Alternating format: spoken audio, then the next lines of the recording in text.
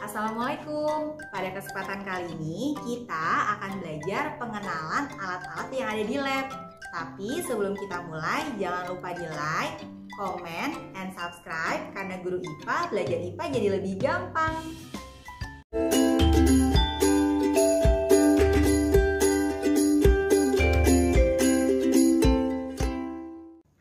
Oke, kita mulai ya. Alat yang pertama adalah funnel atau corong kaca.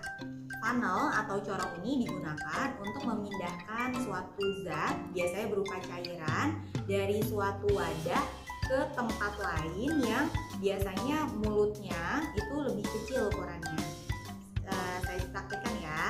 Misalnya kita ingin memindahkan suatu cairan ke tempat ini, maka kita letakkan corongnya di sini, kemudian kita tuang cairan yang ingin dipindahkan melalui corong seperti ini ya. Funnel atau corong, biasanya corong ini juga digunakan untuk filtrasi suatu cairan. Jadi cairan yang ingin dipisahkan dari suatu zat yang terlarut, maka bisa digunakan corong sebagai saringannya. Sebelumnya nanti kita taruh dulu kertas saringnya di bagian corong ini, kemudian nanti kita tuang cairannya. Nanti bagian bawahnya akan turun airnya, sedangkan zat yang ingin dipisahkan nanti akan ada di atas kertas saringnya. Ini namanya corong. Berikutnya, ini mungkin udah nggak asing lagi ya. Wadah seperti ini biasanya sesuatu yang berkaitan sama kimia pasti ada wadah yang seperti ini bentuknya. Namanya adalah labu Erlenmeyer. Labu Erlenmeyer ini unik banget bentuknya. Bagian atasnya itu agak kecil, terus bagian bawahnya agak lebih lebar ya dari mulutnya. Biasanya labu Erlenmeyer ini digunakan untuk mencampurkan suatu zat. Kemudian zat yang ingin dicampurkan itu biasanya sifatnya cukup reaktif sehingga tidak bisa diaduk dengan alat bantu tertentu. Jadi biasanya diaduknya dengan cara diputar. Jadi saya tambahin dulu airnya. Misalnya ada suatu cairan yang ingin dicampurkan, setelah dimasukkan ke dalam labu Erlenmeyer, kemudian kita aduk dengan cara memutar seperti ini. Biasanya labu Erlenmeyer ini juga digunakan dalam proses filtrasi. Nanti akan dipelajari lebih lanjut di kelas 10 SMA. Labu Erlenmeyer. Berikutnya adalah mortar and pestle atau mortar dan alu, atau ada lagi namanya lumpang dan alu. Nah, mortar and pestle ini, mortar itu adalah wadahnya, wadah ini adalah mortarnya. Kemudian pestle-nya atau penumbuknya, penghalusnya ini seperti ini ya, pestle-nya atau alunya. Mortar and pestle ini biasanya digunakan untuk menghancurkan, menghaluskan atau mencampur suatu zat yang ingin digunakan dalam proses penelitian. Misalnya kita ingin menguji kandungan suatu makanan, maka kita bisa menghaluskan makanan tersebut terlebih dahulu menggunakan mortar and pestle. Biasanya nanti makannya dimasukkan ke dalam mortarnya, kemudian nanti kita haluskan. Haluskannya tidak diketuk-ketuk, tidak ketuk ini, tapi agak ditekan kemudian diputar sampai makanannya itu halus seperti ini ya. Mortar and pestle. Berikutnya ada yang namanya petri dish atau cawan petri. Jadi cawan petri ini ada dua bagian, yaitu bagian alasnya sebagai wadah dan juga penutupnya. Petri dish atau cawan petri biasanya digunakan untuk mengembangbiakan bakteri atau juga bisa digunakan dalam proses perkecambahan. Biasanya nanti untuk perkecambahan bisa diletakkan dulu kapasnya sebagai alas yang sudah dibasahi, kemudian diletakkan beberapa butir kacang hijau yang akan kita amati perkembangannya. Petri dish atau cawan petri. Selanjutnya ini tabung reaksi atau test tube. Ini juga udah tidak asing lagi ya kita melihat benda seperti ini. Biasanya test tube ini untuk mereaksikan suatu zat yang jumlahnya sedikit. Misalnya saya ingin mencampurkan suatu cairan tertentu, kita masukkan cairannya seperti ini, kemudian nanti kita masukin lagi cairan yang ingin dicampurkan. Biasanya untuk jumlah yang sedikit kita bisa mencampurkannya melalui test tube. Dari test tube ini kita juga bisa membakar atau memanaskan zat yang ada di dalamnya. Test tube. Nah, biasanya kalau kita menggunakan banyak test tube, kita akan kesulitan untuk meganginnya kan. Nah, maka dari itu ada yang namanya rak tabung reaksi. Rak tabung reaksi ini berfungsi untuk meletakkan tabung reaksi yang di dalamnya tuh sudah ada suatu zatnya. Biasanya bisa menampung sampai 12 tabung reaksi.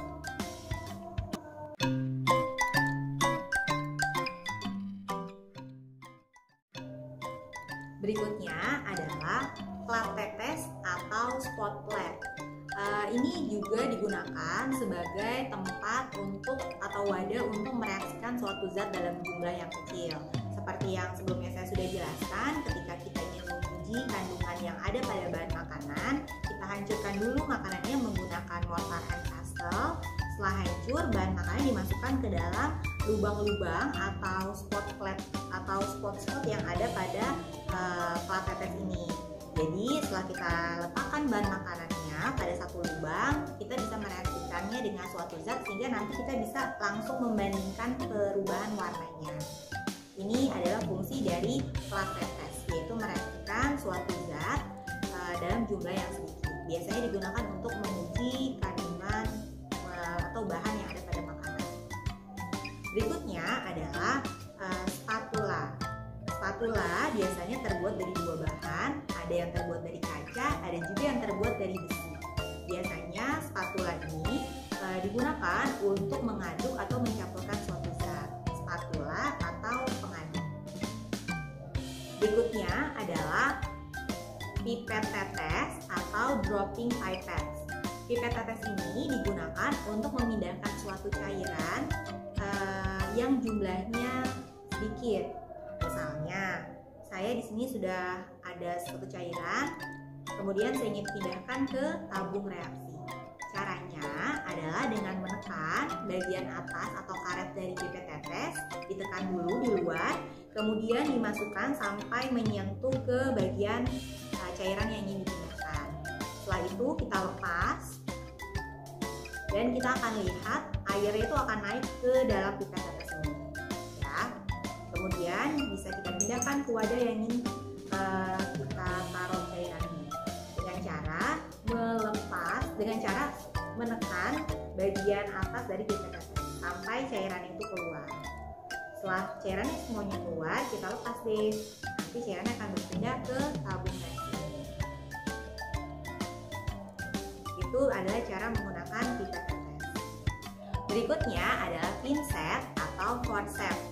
Alat ini digunakan untuk memindahkan suatu benda yang ukurannya kecil. Misalnya ingin memindahkan butir-butir kacang tanah, kita bisa menggunakan pinset. Atau kita ingin memegang suatu benda yang ukurannya kecil, kita bisa menggunakan pinset. Berikutnya adalah ini hampir mirip nih dengan pinset. Cuma di sini ukurannya lebih besar dan terbuat dari kayu, sedangkan ini pinset ukurannya lebih kecil, terbuatnya dari besi. Nah, untuk alat yang terbuat dari kayu ini namanya test tube holder atau penjepit tabung reaksi. Biasanya ada kalanya kita memerlukan tabung reaksi yang ada proses pemanasannya. Supaya kita nggak kepanasan ketika pegang tabung reaksinya, kita bisa menggunakan bantuan test tube holder ini dengan cara menekan seperti ini, ditekan sampai terbuka, kemudian dijepit ke tabung reaksinya. Nanti seperti ini.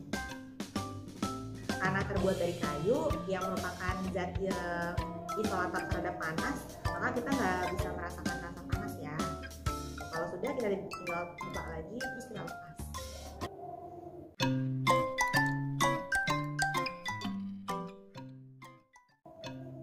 Berikutnya adalah termometer. Ini adalah termometer khusus yang digunakan untuk penggunaan di dalam lab. Kita bisa lihat ya, termometer ini merupakan termometer yang berisi alkohol, karena di sini bisa kita lihat dalamnya itu warnanya merah. Biasanya untuk alkohol karena tidak berwarna maka dikasih tambahan pewarna berwarna merah jadinya. Nah, untuk termometer ini punya rentangan suhu 0 sampai 100 derajat Celcius.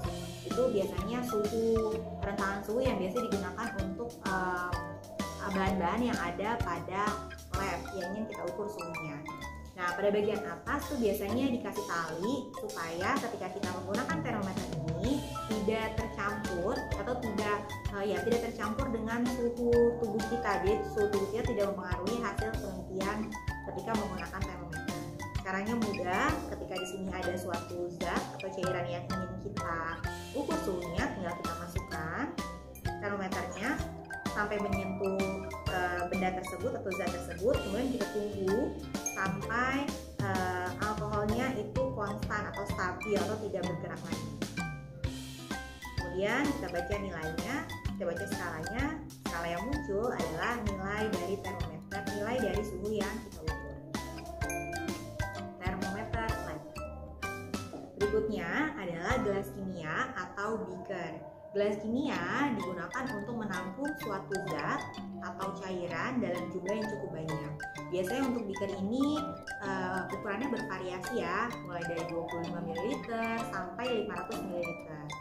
Beaker digunakan untuk menampung suatu zat. Berikutnya adalah gelas ukur. Gelas ukur ini digunakan untuk mengukur suatu cairan yang ingin digunakan dalam penelitian. Nah, di sini terlihat ada skalanya. Skalanya juga bervariasi. Ada yang ini yang saya gunakan itu adalah 10 ml, ada yang 20, ada yang 50 ml, tergantung dari berapa banyak cairan yang mau diukur. Caranya adalah dengan memasukkan cairan ke dalamnya seperti ini. Setelah itu, setelah kita masukkan cairannya, usahakan gelas ukur ini diletakkan di atas meja yang datar. Kemudian mata kita itu sejajar dengan permukaan cairan yang mau diukur volumenya. Nanti akan terlihat adanya cekungan. Pada cekungan itulah kita bisa melihat berapa skala dari volume yang ada pada cairan tersebut. Ya, seperti ini gambarnya.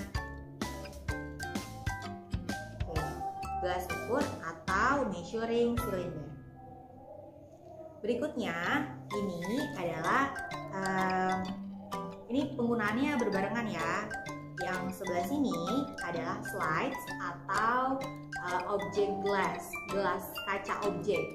Sedangkan yang di sini adalah cover glass atau kaca penutup. Kedua benda ini digunakan untuk pengamatan menggunakan mikroskop. Jadi nanti objek gelas ini seperti ini bentuknya, cukup tebal, terbuat dari kaca. Nanti objek yang mau kita amati bisa diletakkan di tengah-tengah. Kemudian objeknya ini kita tutup dengan cover glass. Cover glass seperti ini. Bentuknya ukurannya lebih kecil dan lebih tipis. Digunakan untuk menutup objek yang sudah diletakkan di atas objek glass. Kita tutup seperti ini. Nanti kedua benda ini kita bisa amati menggunakan alat mikroskop.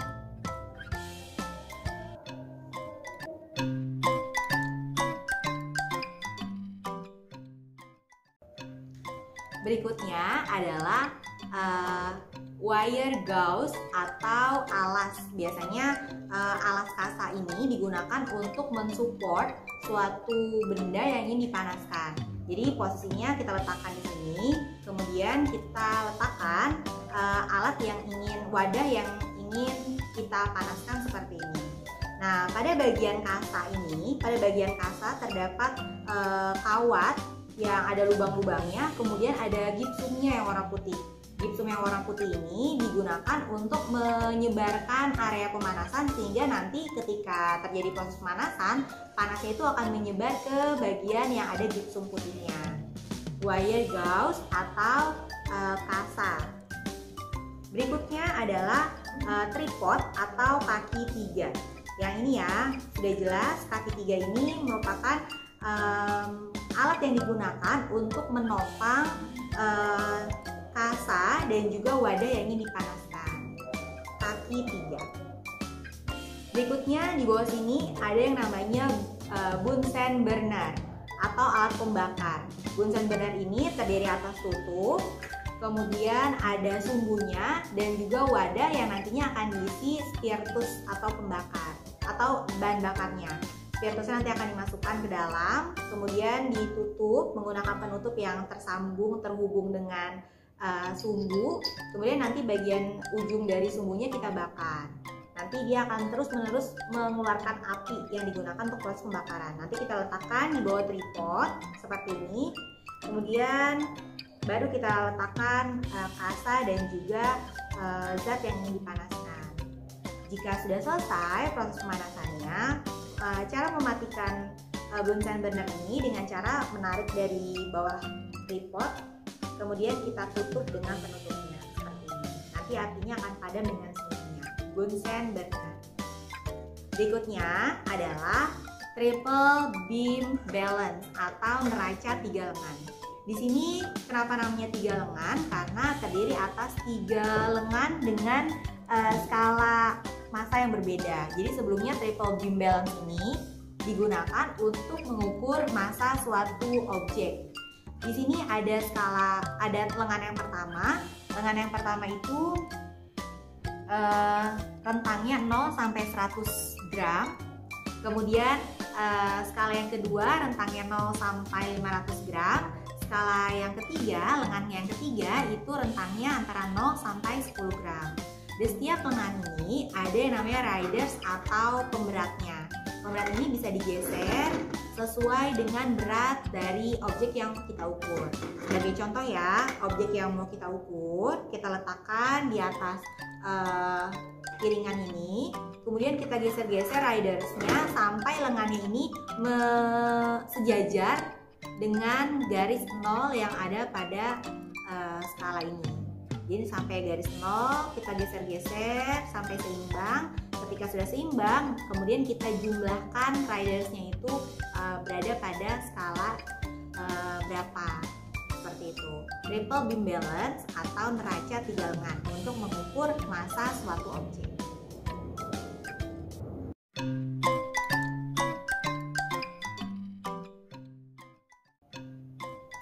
Sudah paham ya nama-nama dan fungsi alat-alat yang umum digunakan di lab? Silahkan isi kolom komentar jika ada pertanyaan yang ingin ditanyakan. Jangan lupa di like, comment, and subscribe karena Guru IPA belajar IPA jadi lebih gampang.